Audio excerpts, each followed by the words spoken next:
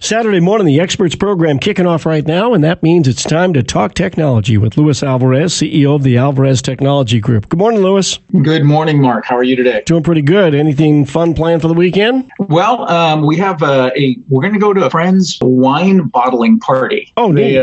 They make their own wine, and we're going to help them put some of it in bottles and put some of it in my belly. There you go. Excellent. All right. Sounds like you'll have a fun time. Yeah, definitely. Hey, we want to continue on the theme this month of Cybersecurity Month, being that's what October is, and talk about encryption and other things going on with that. Speaking of encryption, I had an interesting Facebook conversation with a friend of mine earlier today. She was talking about the fact that she had, actually it was in a thread, and I saw it and I jumped in on it, but the conversation was something along the lines, I have a check that I need to deposit, but for some reason my Wi-Fi isn't working here at home, and I need to find some Wi-Fi that I can use so I can go online to my bank and deposit the check. And she says, does anybody know if there's any free Wi-Fi? And she mentioned the town that she was in. And I immediately messaged her and said, don't use free public Wi-Fi to do something like that. You could get hacked. And made the suggestion that, maybe she head to the public library or somewhere where they have free Wi-Fi that's encrypted. Exactly. Yeah. That's really good advice. Too many of us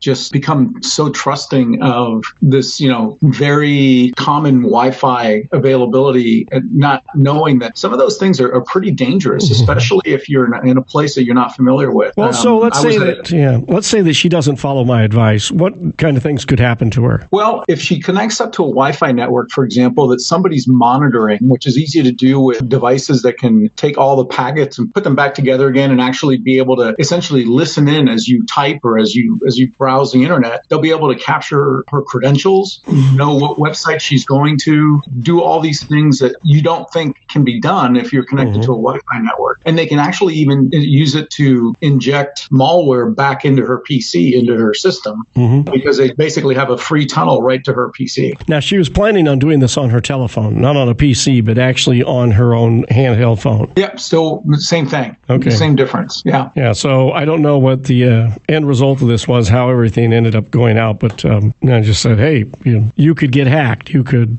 really lose a lot this way, and it may be inconvenient to walk down to the library because this person doesn't have a car. It may be inconvenient to do that, but I guess you could consider the inconvenience of having your identity hacked and malware installed on your device. Oh, yeah. Trust me, that's a minor inconvenience compared to having your identity taken away from you or having somebody have access to your bank account. So setting up encryption at home, let me ask you this, Luis. When people buy a new handheld device, or maybe they buy a new computer and they have a Wi-Fi network at home, and maybe it's a network that's a couple of years old, maybe even older than that, right? The router, and it's password protected, it's encrypted, but is there anything else that somebody should do? Are there upgrades to the encryption systems that we should look at that we would want to maybe change the firmware or the software on the particular unit? Well, I think it's always a good advice to look at the firmware on the devices that you're using, whether it's a commercial firewall or one of those small little Netgear or Linksys firewalls. A lot of times, once they're installed and vulnerabilities are discovered, it's up to you, the consumer, to make any sort of updates or upgrades that you have to in order to protect that device. And also, if the device is over a couple of years old,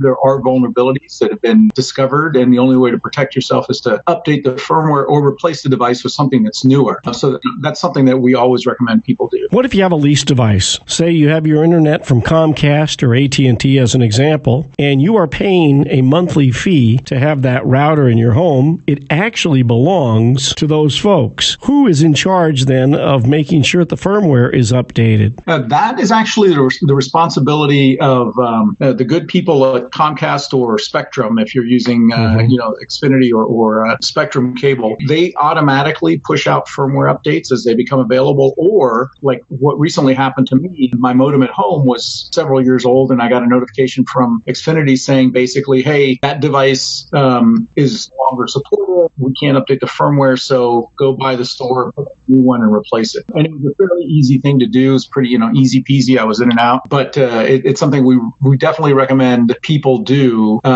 Take a look at that, and if you have a Spectrum or Comcast modem, you don't really have to worry so much because they're going to take care of that for you. Okay, so they're going to push the firmware updates through to you unbeknownst. It'll happen while you're sleeping or what have you, but you don't have to do anything yourself. yourself on something. So I guess that's one of the advantages of paying that monthly rental fee. Exactly. Yeah. And if you don't do that, a lot of people like to go out and buy their own modem. They'll go to Best Buy or someplace and they'll get a DOCSIS modem, which is the kind of modem you need for both of these. And in that case, the responsibility is yours. Okay. So you wear that. So what else do we need to know about encryption and other security measures this month? Well, one of the things I wanted to make people aware of is that Facebook over the next few months is going to start rolling out end-to-end encryption. That is, when you're on Facebook, you'll be able to be protected against anybody hacking your information as you're on there. But there's a lot of people that are trying to keep that from happening. In particular, the Trump administration and Congress, to a lesser extent, are both looking at Facebook and saying, hey, if you do that, you're actually creating an environment that would allow for things like child trafficking, because we won't be able to see what's going on there. You're going to allow things like terrorists to communicate with each other using Facebook as a platform. Facebook is pushing back and saying that they're taking precautions to keep that from happening. But one of the concerns that I have is that in the United States, like in some other countries, most notably Australia and China, there are laws that require carriers, ISPs, as well as technology companies to essentially create backdoors for the government for them to be able to break into any encrypted traffic if they have theoretically a warrant or are able to convince a judge that there's really a reason to do that. Mm-hmm. So this is something. Now you're saying that 3, 2, and 1. So Facebook is going to 3, 2, and 1. So Facebook is going to start encrypting our communication, or actually our own pages. Is it that, or is it just whenever we're instant messaging with people or sending messages? What exactly will the encryption consist of? When you're sending messages, either through Messenger or Instagram, WhatsApp, which is another service that Facebook owns, already is encrypted end to end and does a really good job. It's very popular. But now they're going to take that same type of encryption and put it into their other messaging apps, so that when you're communicating with somebody, it can't be tapped or it can't be broken. Do you anticipate that the DOJ is going to have bipartisan support to maybe sue Facebook over this encryption scheme? I think there's going to be a lot of litigation. I know Google is also in the process of rolling out more encrypted